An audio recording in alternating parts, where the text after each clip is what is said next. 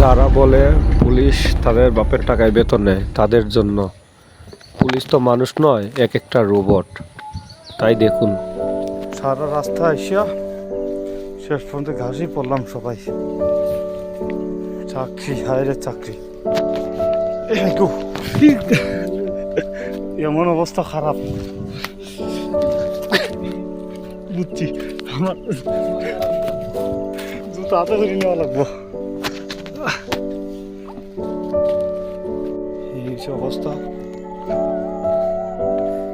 একদিন অবস্থা করে চলা। লোকটা ধরতে পারি নাই, আসামি ধরতে গিয়ে কত কষ্ট। যদি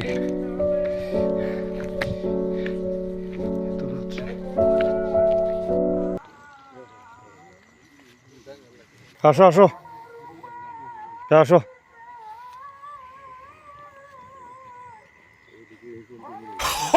কিছু দেখতেছি না চতুর্দিকে।